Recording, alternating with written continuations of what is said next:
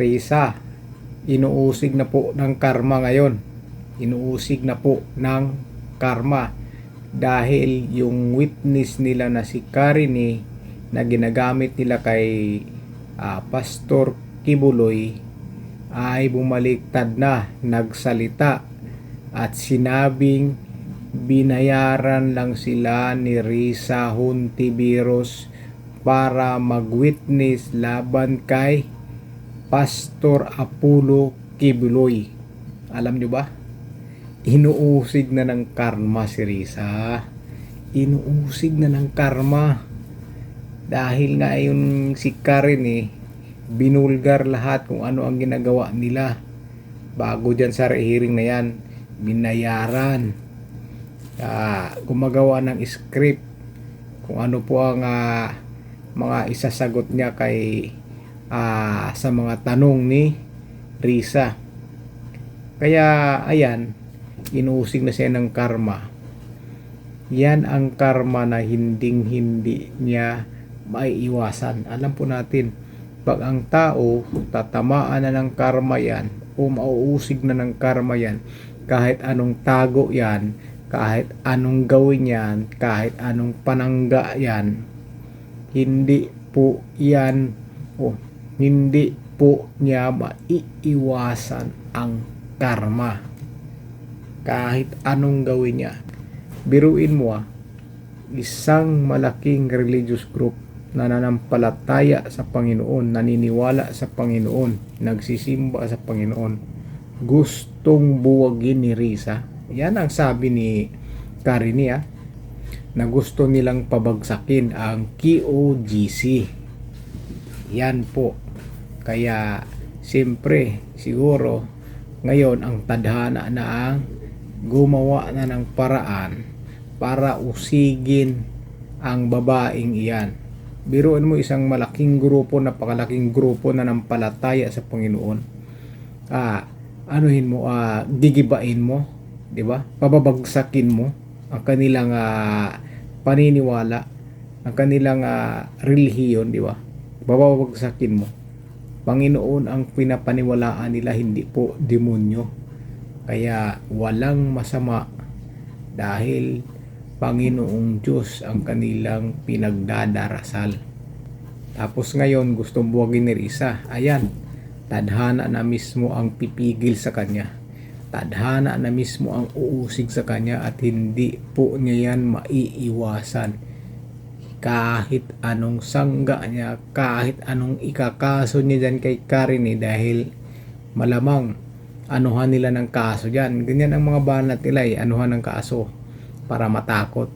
Pero kapag ang karma ay tatama na talaga sa'yo, hindi mo maiiwasan yan, madam. Hindi mo po maiilagan yan, madam. Kaya antayin na lang nyo po kung ano po ang magiging resulta niyan kapag tumama na po talaga sa iyo yan.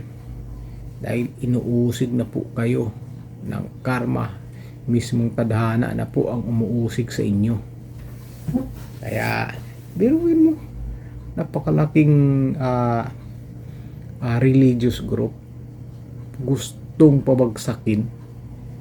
Biruin mo yan, mga paniniwala ng tao, pababagsakin yan ni Risa. Nagbayad pa ng witness para mapakulong si Pastor Apollo Kibuloy. Pero ngayon ayan na, nakonsensya na po ang witness. At saka may balibalita pa nga ata na yun si Amanda bang pangalan nun, humingi na rin ng tulong kay Karini. Mukhang natauhan na rin yata siguro nakonsensya na. Pero nang biro na konsensya si Karini po talaga. Si Karini ang nakonsensya, kaya siya lumabas at lumantad at sinabi yung katotohanan na script lang mga ginagawa nila. Noon sa hearing sa Senado, nagbabasa lang siya ng script, emotional pa nga, iyak-iyak. Pero ang sabi niya, naiiyak daw siya dahil hindi po totoo lahat yung sinasabi niya. Yung binabasa na sa script hindi po totoo, kaya siya naiiyak. Kaya scripted lahat yung ginagawa niya o sinasabi niya. Tapos ngayon, sinasabi naman ni Risa na script yung ginagawa ni witness na si Karine sa pagsasalita ngayon. Hindi mo siya masasabing script yung sinasabi ni Karine ngayon dahil wala siyang binabasa at nakikita po natin na galing po talaga sa puso niya yung mga sinasabi niya. Galing po talaga sa puso niya. Napakalayo doon sa investigasyon sa Senado na may binabasa talaga sa script, di ba? May binabasang script. Yung pala gawa lang nila ni Risa yung script na yon. Ngayon, yung tadhana na mismo ang uusig sa kanya at tatamaan na po siya ng karma. Natauhan po, nahimasmasan si Karine at may balita pa nga daw si Amanda o humingi na rin ng tulong kay Karine dahil siguro nakonsensya na rin siguro. Kaya yung sinasabi ko, pagkayang karma tumama yan sa isang tao, hindi mo yan maiiwasan. Alam nyo ba yung mga karamihang karma na tumatama sa tao? Alam nyo ba? Malalang sakit. Malalang sakit po talaga tapo. Kaya naman, may mga mangyayari. May mga mangyayari na hindi magugustuhan sa taong nakakarma. Mahirap yan. Mahirap yan dahil tadhana na mismo ang umuusig sa kanya. Tadhana na mismo ang umuusig sa kanya. Mahirap iwasan yan. Kaya abang-abangan po natin dahil ngayon marami daw ebidensya si Risa, may mga video, may mga photos daw siya.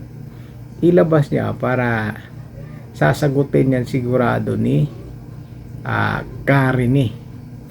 Siguro si Karine ngayon baka inano na nila ni Atty. Torion, nakipag-ugnayan na sila doon. Sige, siyempre napakalaking bagay ng witness yan ang witness tapos bumaliktad. Diyan na po natin na makakalaya yan si Pastor Kibuloy. Mapawalang sala yan dahil nga yung witness mismo nagsalita na, bumaliktad na. Kaya abang-abangan na lang po ni Risa dahil yung karma po parating na po sa kanya. Inuusig na po siya ng karma. Mismong tadhana na po mismo ang umusig sa kanya. Natauhan yung mga taong binabayaran nila na konsensya. Ayan ngayon lumabas nagsalita. Ngayon hindi niya inaamin yung sinasabi ng witness na binabayaran sila.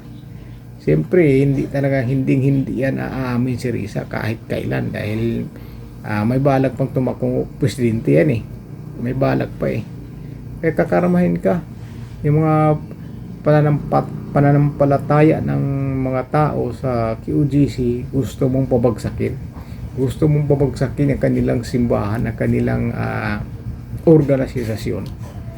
Samantala ang pinapaniwalaan nila ay ang Panginoon. O sino ka o ano ka, ang tawag sa iyo isa kang demonyo, di ba?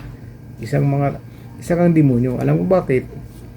Mga tao naniniwala sa Panginoon, nagdadasal sa Panginoon, gusto mong buwagin, gusto mong pabagsakin.